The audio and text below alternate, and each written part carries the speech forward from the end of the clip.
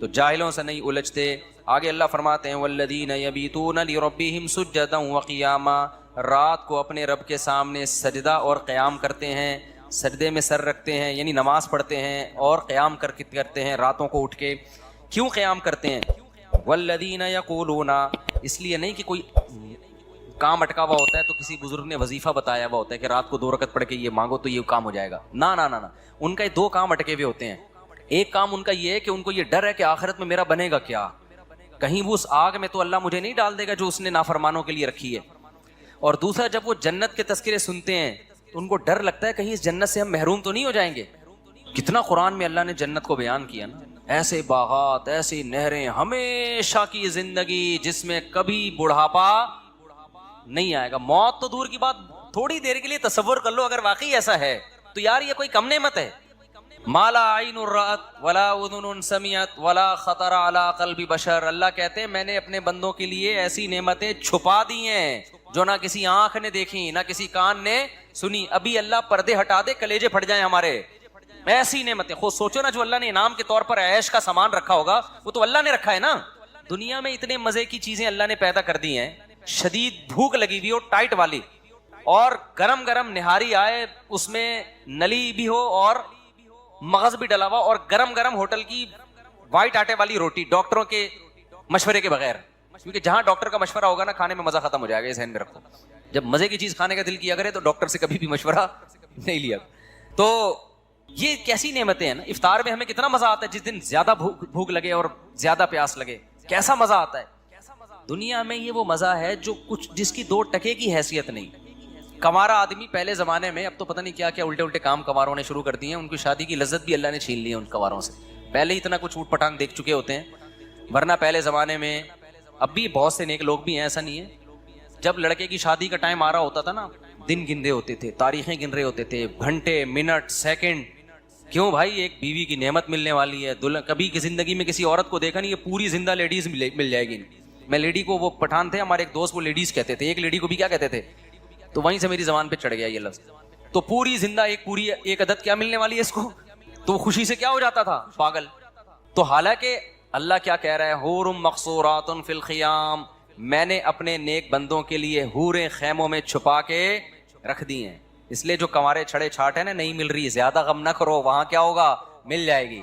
اور جو 4 لے کے بیٹھے ہوئے ہیں ان پہ زیادہ حسد کرنے کی ضرورت نہیں ہے، وہ بھی قبر میں جانے والے ہیں تھوڑے، میں بھی قبر میں ہی جاؤں گا، آپ بھی قبر میں، اور بہت سے 4 یا 3 والے یا 2 جو بھی ہیں کنوارے سڑ رہے ہوتے ہیں، ان کو دیکھا بھائی اس کی سالے کی 2 ہو گئی، اس کی سالے کی۔ ایک دفعہ تو مجھے کسی نے بھیجا 3 لے کے بیٹھے ہوئے، وہ ہماری ایک بھی نہیں ہو رہی، ایسا سڑے ہوئے میسج بھیجے نا اس نے، سڑے ہوئے میسج بھیجے اس۔ میں نے کہا تجھے کیوں دھواں نکل رہا ہے یار، اگر میں نے، میری وجہ سے تھوڑی ہے کہ تیری نہیں ہو رہی، تجھے کیوں تکلیف ہو رہی ہے یار۔ پھر میں نے اس کو تسلیاں دی، میں نے کہا اللہ کرے گا ہو جائے گی۔ وہ کہہ رہا ہے میری کرا دو، میں نے کہا کرانے ورانے کا کام میرے بھائی، کیونکہ یہ بڑے پکیڑے ہیں اس میں، 2 نمبر لوگ نکل آتے ہیں، گلے ہمارا پکڑیں گے پھر وہ لڑکی والے کی، اس نے کرائی ہے۔ تو اس لیے اصل کیا ہے میرے بھائی، جنت مقصورات فی الخیام۔ اللہ کہہ رہے ہیں میں نے انا انشأناہن انشاء، میں نے اسی جنت کی مٹی سے ان حوروں کو بنایا ہے۔ اللہ نے بنایا ہے کس کے لیے؟ اسپیشل جنتیوں کے لیے جو یہاں قربانیاں دیں گے۔ فجعلناہن ابکارا، ہمیشہ کے لیے کنواری بنایا اللہ نے ان کو، اور عرباً اترابا، ہم عمر میں کیوں؟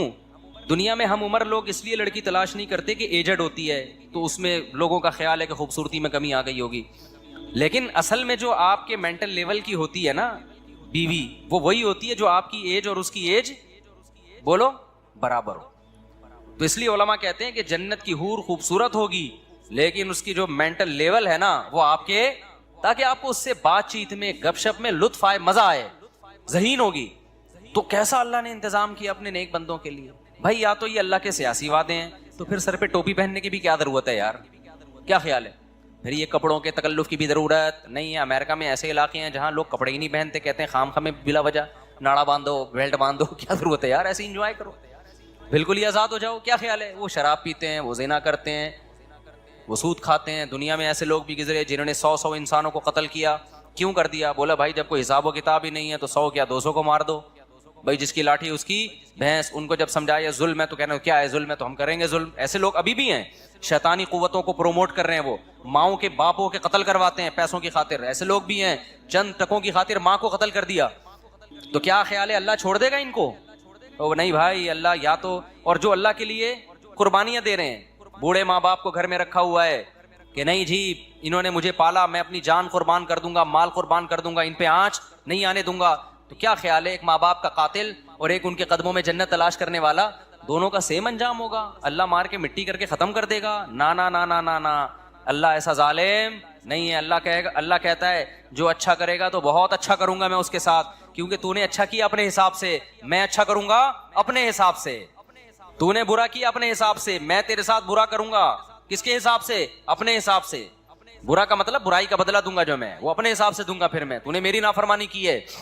دنیا میں جب آپ ایک قتل کرتے ہیں، دنیا میں سزا کیا ملتی ہے؟ پھانسی پہ لٹکا دیں گے آپ کو۔ اللہ کہتے ہیں دنیا کی سزا ہے، بغیر توبہ کے آ گیا تو اس قتل کی سزا میں تجھے جہنم کی آگ دوں گا، کیونکہ تو نے ایک انسانی جان کو قتل کر کے صرف انسان کا نقصان نہیں پہنچایا، میرے حکم کی دھجیاں اڑائی ہیں تو نے، تو ایک سزا الگ سے ہوگی کہ خدا کا حکم کیوں توڑا ہے۔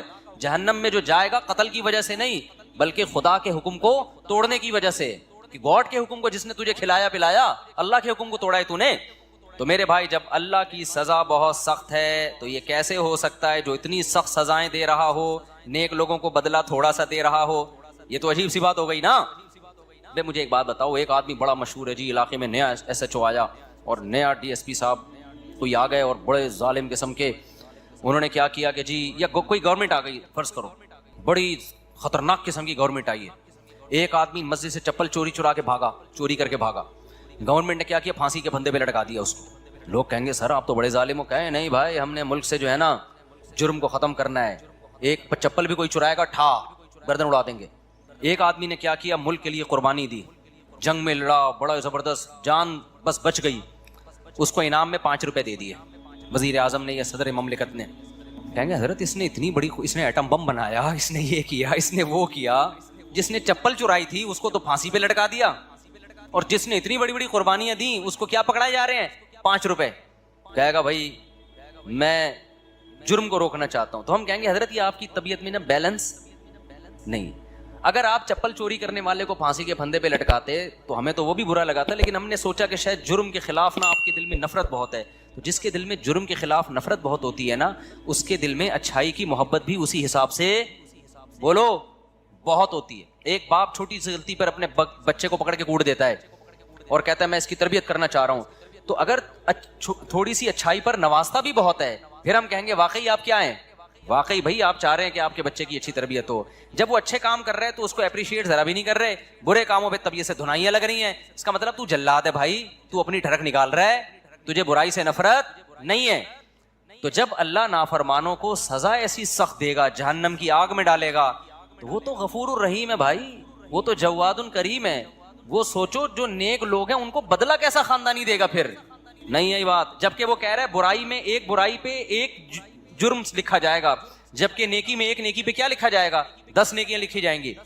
تو اس لیے جنت کا ہم تصور کرتے کرتے جہاں تک پہنچتے ہیں نا، جنت اس سے بھی اوپر کی چیز ہے، اس لیے ٹینشن نہ لیا کرو، صحیح ہے نا؟ کہ بے روزگاری ہے، بیگم نہیں ملی، صحیح آڑی ترچی مل گئی، ملی نہیں اس کو، اتنی مل گئی ہمیں ایک بھی نہیں ملی، جس کو ملی ہیں وہ بھی اللہ کا شکر ادا کرے، کیا خیال ہے؟ اس کو بھی اگر کبھی خدا نہ خواستہ اللہ نہ کرے کبھی کسی قسم کی، وہ تو ہونی نہیں چاہیے لیکن کبھی ہو گئی تو وہ کیا کرے؟ وہ بھی اللہ کا شکر ادا کرے۔ دنیا میں ٹینشن فری تو کوئی بھی نہیں ہوتا بھائی، تو اس کو یہ ٹینشن ہوگی، چھوڑو زیادہ آگے نہیں جاتے ہیں۔ تو لیکن مسئلہ کیا ہے، اصل کیا ہے میرے بھائی؟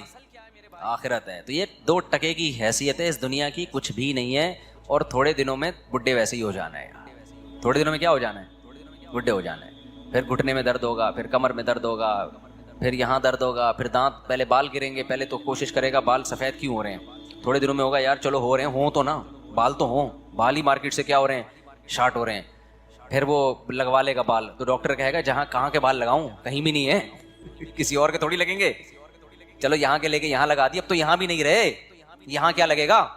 اگر یہاں کے یہاں لگا، وہ ڈونر یہ بال ہوتے ہیں نا، یہاں کے لے کے یہاں ڈاکٹر لگا دیتے ہیں، تو یہاں ہونا تو ایک وقت آتا ہے یہاں بھی کیا ہو جاتے ہیں، اب کہاں کے بال لیں بھائی، تو کیا باتیں کر رہا ہے، وسیم سے لے لیں بال، کیا بھینس کے بال لگا دیں، پھر بالوں کا مسئلہ ختم ہوگا، کڈنی کا مسئلہ کھڑا ہو جائے گا، ابے بال گئے تیل لینے یار، ڈائلسس پہ آیا ہوا ہوں یار، مولوی صاحب دعا کرو میرے سر پہ بال نکلیں یا نہ نکلیں، میرے گردے خدا کا 4 شادیاں گئیں تیل لینے، سمجھ میں آ رہی ہے بات؟ 3 شادی